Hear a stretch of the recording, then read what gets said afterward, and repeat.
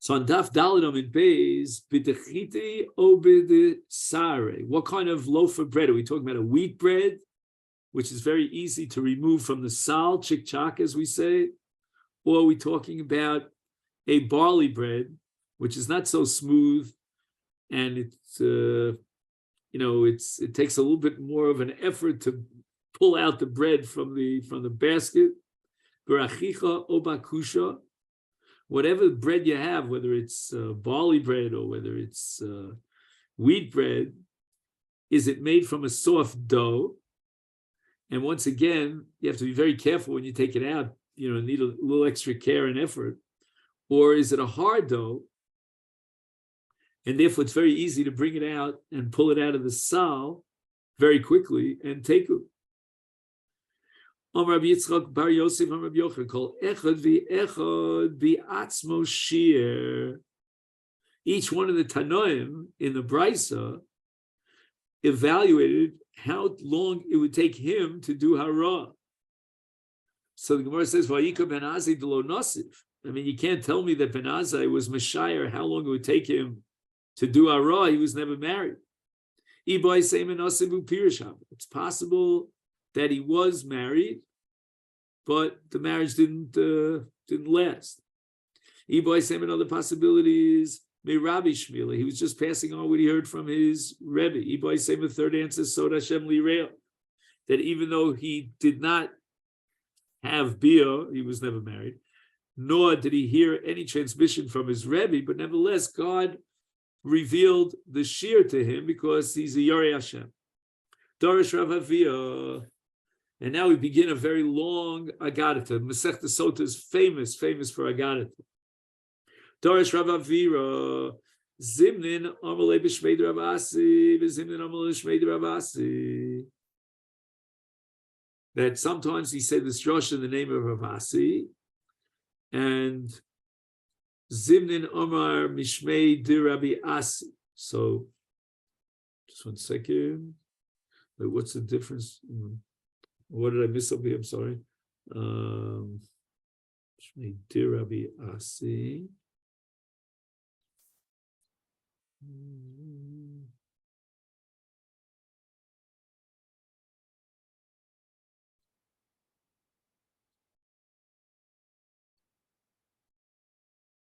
I don't know. For some reason, I lost it.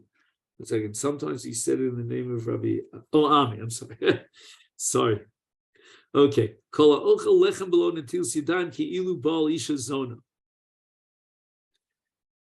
There's an equation here between the hefkerus of a zona and someone who eats with netil yadayim without netil yadayim, because in both cases, a person is so eager to fulfill their taiva, they don't want to be delayed at all.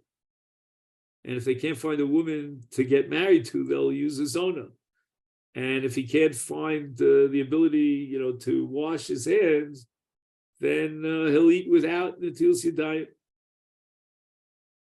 He wants to satisfy his hunger.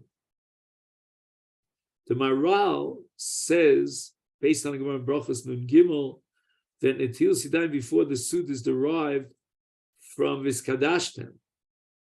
And if he eats without netil yadayim, he's like eating without kiddush, without his kadshus, like the kohanim.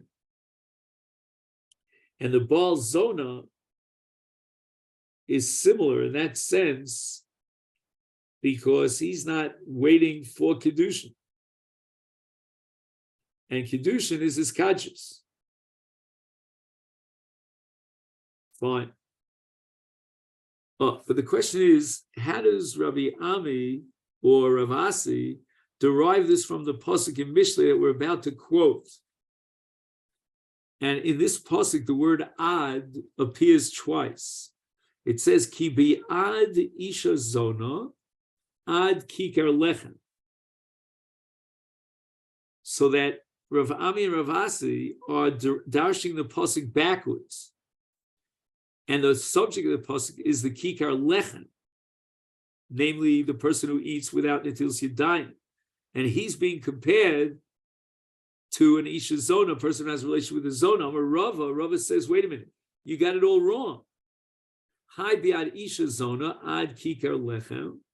It says here a isha zona first. So isha zona is being compared. He's saying that the subject of the pasuk is kikar lechem. Then it should have said in the reverse. It should have said, quote, biad kikar lechem ad isha zona miboyle. Elama Rava says, what's the pshat in the pasuk? Called bal isha zona. The subject of this pasuk in Mishlei is a person who has a relation with a zona. And the end of the pasuk, which says ad kikar lechem, is lasof mevakesh kikar lechem. His punishment will be that he's going to be so poor and destitute that he has to beg for a loaf of bread.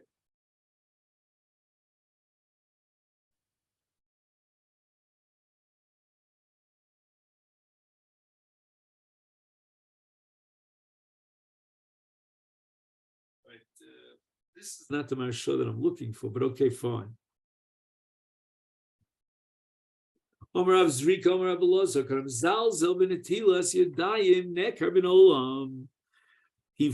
the Divrei Chachamim, about which Koheles says, "Uporetz gader yishchenu nochash."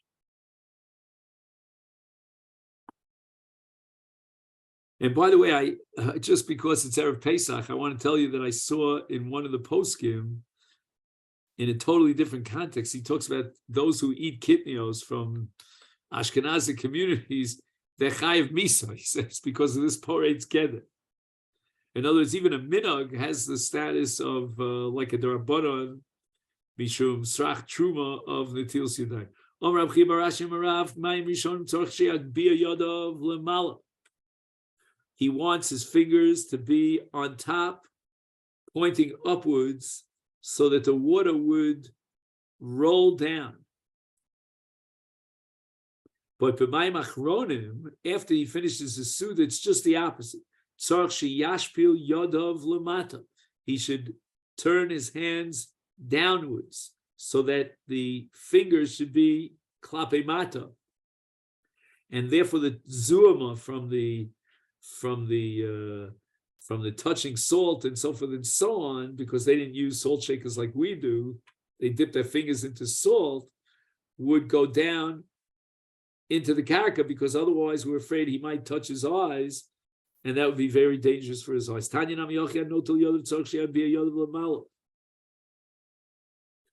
Because if he would do it the other way around, and his fingers would be towards the bottom, facing downwards, then Shema Yetzu Amayim Chutz Leperek V'Yachzur V'Yitamus Yadayim. If he points his hands downwards, then on the way down, as he's putting his palm down, it could be that some of the water would go back onto his raw. He says something a little different here. Just 1 second.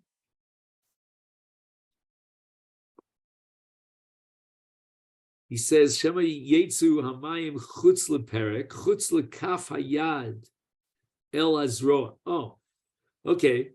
That means that if he's going to put his fingers down, then it could be that some of the water will get onto his arm, and then when he lifts up his hand, the water from his arm is going to go back into his hands. And that water is tameh. It's going to be tameh is yadayim, which is a problem with srach truma.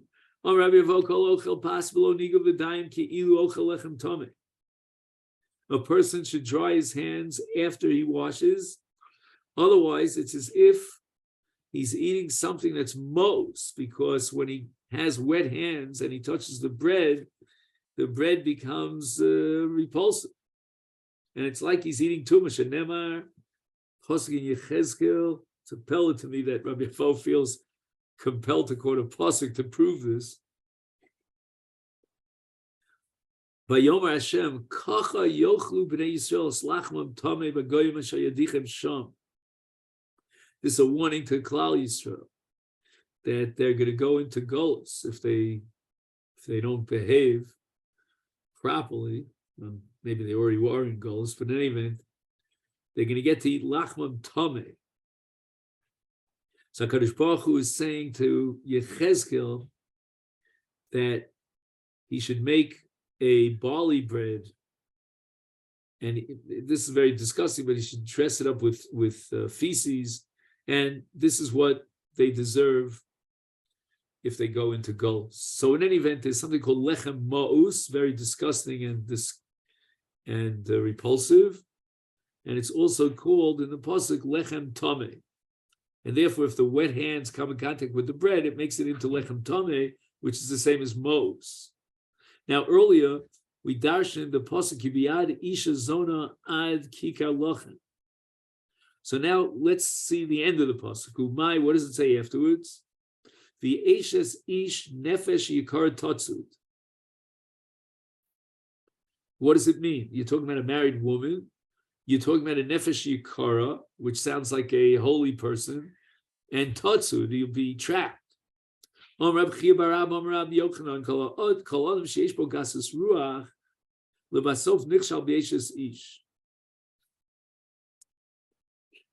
what is the interpretation, according to Rabbi Yochanan, of this phrase Nefesh Yikara in this pasuk in Mishlei? Nefesh Yikara does not mean, as we would have suspected, it's a righteous person, but Yikara means like someone who's thinks of himself as being so yakar. That's called gaiva or hisnasus. And he will be able to capture a married woman for purposes of having a relationship with her. Because I guess she is so impressed, with his confidence, with his self-confidence. But the only problem is, look at the pasuk. It says, tatsud. It sounds like the Eishes Ish is tatsud. She's doing tzeda, and she's capturing the Nefesh Yikara.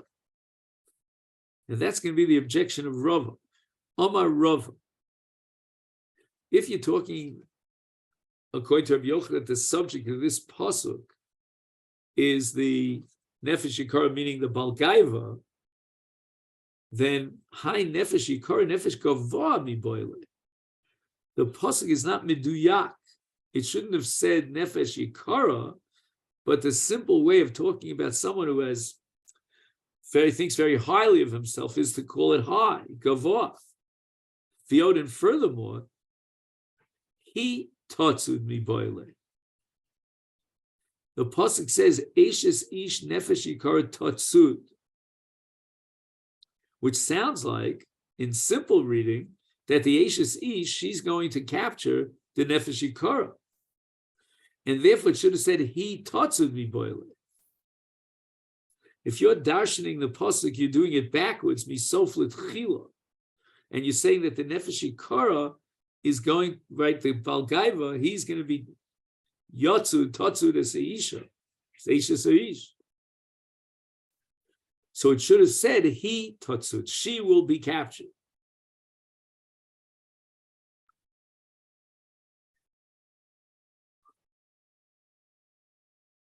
And instead, it doesn't say he, it says Tatsud. And Tatsud sounds like she's doing the action.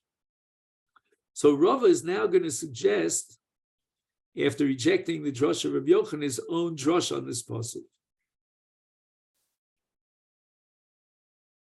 Rava kolabal eshesi shafilu am Torah. Tichsiba yikari mipnimim. You can't go shenichas lifnim. He titzudenu ledina shel gehenna. So Rava's statement here is made up of two parts. You may have noticed that I lowered my voice at some point, right? Because there's like a brackets in the middle of his statement. So let's get his whole statement, then we'll go back to the brackets. If a man has a relationship with an Eishes Ish, then even if he studied Torah, and you would think that if he studied Torah, he would definitely be able to protect himself and avoid the terrible immorality of Eishes Ish, but nevertheless, He titzudeno ledina shalgena. If she somehow becomes attractive to him, then as a result, she will bring him to Gehenna. So his Torah is not going to protect him. Now, where does this pasuk, asks Rava, indicate that we're talking about someone who learns Torah? And the answer is because it says the word Yikara in this pasuk. Right? It says Nefesh Yikara. And there's a pasuk in Mishlei that indicates that the word Yikara is a reference to Chachamim Shalomdim Torah. How do we see that? Because it says Yikarahim Mipninim, that the Torah or the study of Torah creates something that's even more valuable than pearls. And who are these pearls? That's Lifnei Kohen Gadol Shenichnas Lifnai V'Lifnim. So there's a play on words here. The word Pnimim literally means pearls, but it also means Lifnai V'Lifnim. So the Kohen Gadol is described as someone called Pninim. He goes Lifnai V'Lifnim. And who's greater, the Kohen Gadol or the person who studies Torah? And the answer is the person who studies Torah. Now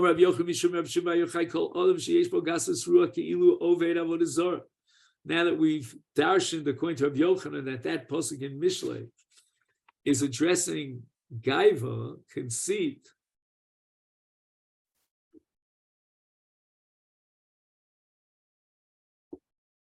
so you should know, says Rabbi Yochanan, in the name of Rashbi, that a person who's guilty of conceit is like a person who worships Avodah Zarah.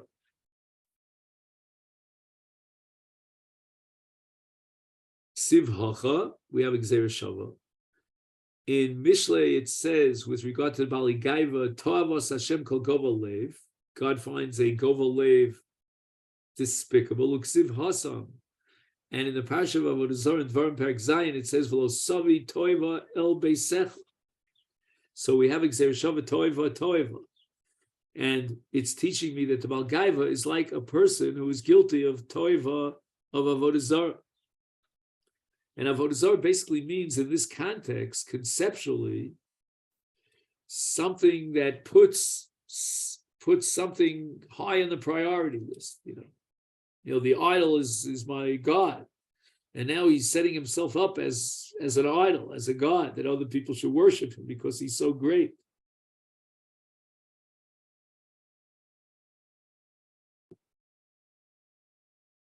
And a person who thinks he's greater than his friend, from HaKadosh Baruch Hu's perspective, he thinks that God would evaluate him on a higher level. He's Gadol Mechavero. So that's the shir of Hadregas, Dargos, Shu Gadol Yosem Mechavero, Ein Lecha Kfira Gedola, Milasos Dargos BaKadosh Baruch Hu.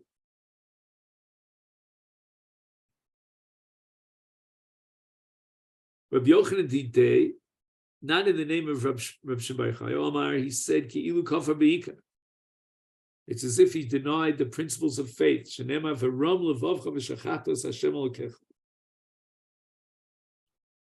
And the pasuk, v'ram levavcha, is referring to Rama Salev, meaning a Bal Gaiva. And he's as if he had forgotten Hashem. Rabbi Chama Bar Chanina Omar ki ilu Baal kol arayos. It's as if he had a relationship with all the arayos. Now there's a marsha in this, but I can't seem to find it. Just 1 second. Give me just 1 second, Rabbi, if you don't mind.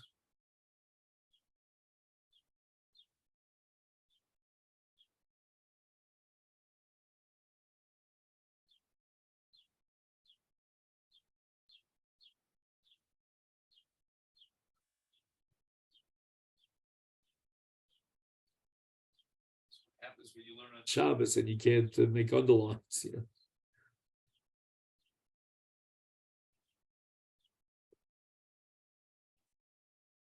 All right, I'm not finding the Marsha right now.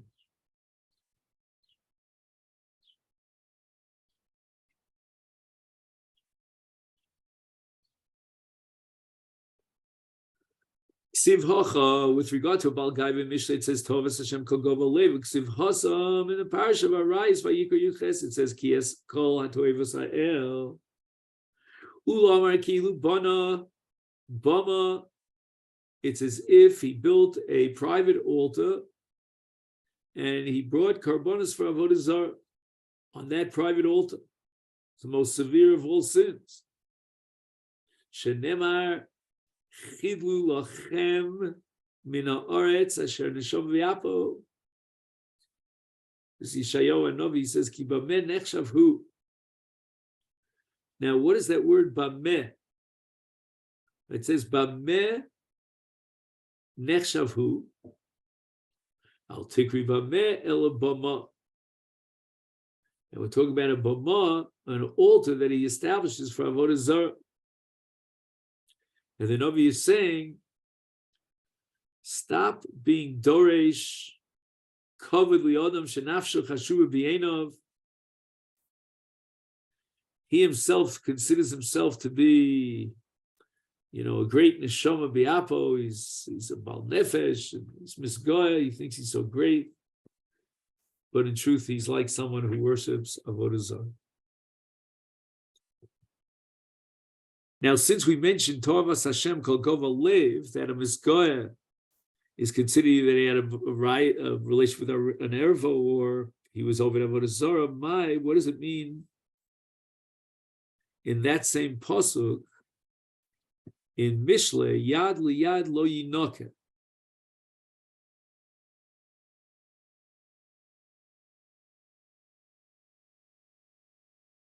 Second.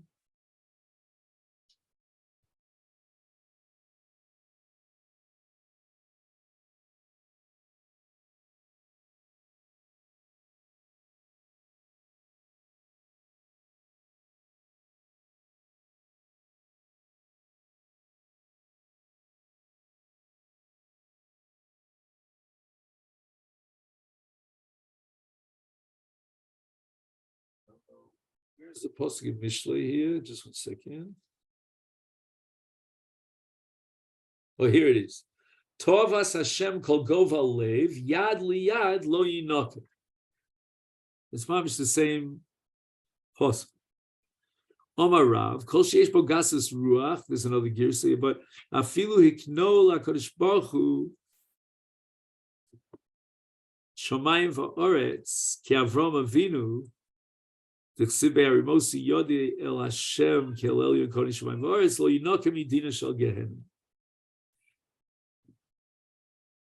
not sure what the yad liyad means here, but in any event, lo yinoke. So that the yad liyad somehow is an allusion to Avram Avinu. Why? Because Avram Avinu, after the battle with Sodom, he says, Harimosi yodi. So you see the word yodi. So the pasuk wants to invoke Avram Avinu, and HaKadosh Baruch Hu is maknet Avram Avinu shamayim va'oretz, which means his shlito LaKadosh Baruch Hu b'shvacho ala shamayim va'oretz. He says here, Avram Avinu hikno LaKadosh Baruch Hu es hashamayim va'oretz.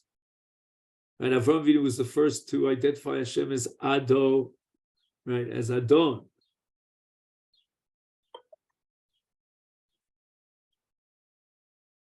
In any event, so the pasuk wants to say, even if he reaches that level, nevertheless, because he's guilty of, let's say, Gasus Ruach, according to this Girsa, then Lo Yinoke. So the Lo Yinoke is even though he reached the level of Yad Liyad, but Lo Yinoke. He will not free himself from Gehenna. So an Adam Misgaya, Afilu in Yad Liyad, even if HaKadosh Baruch Hu would say about him, he's great. He's like Avram Avinu, about whom it says, Harimosi Yodi, Lo Yinoke Gehenna. So Gemara raises the following objection to this drasha: Kasha lehu l'dbei Rabbi Shilo, ha yad liyad lo yinoke. You're telling me that yad liyad is a remez to Avram Avinu's declaration of Harimosi Yadi. Is Yadi mi boile? Why does the pasuk say yad liyad? It should have said Yadi lo yinoke.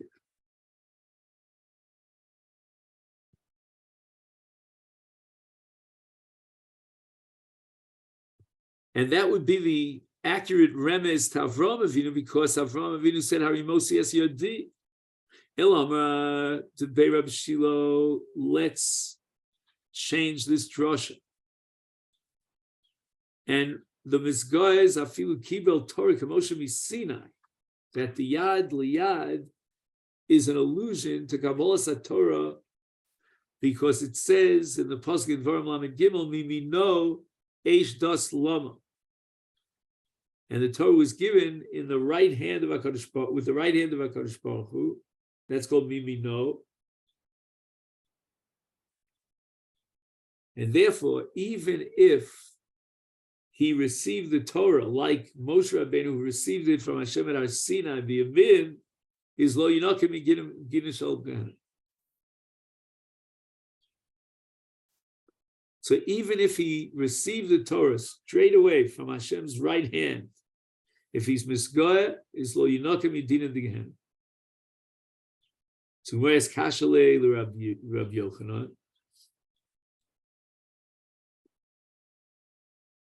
So if you're dashing the pasuk that the remez here, the allusion is to Yadav Shel Moshe, Shekibel Torah mi'akadosh Baruch Hu, is then ha yad liyad, yad miyad mi boile.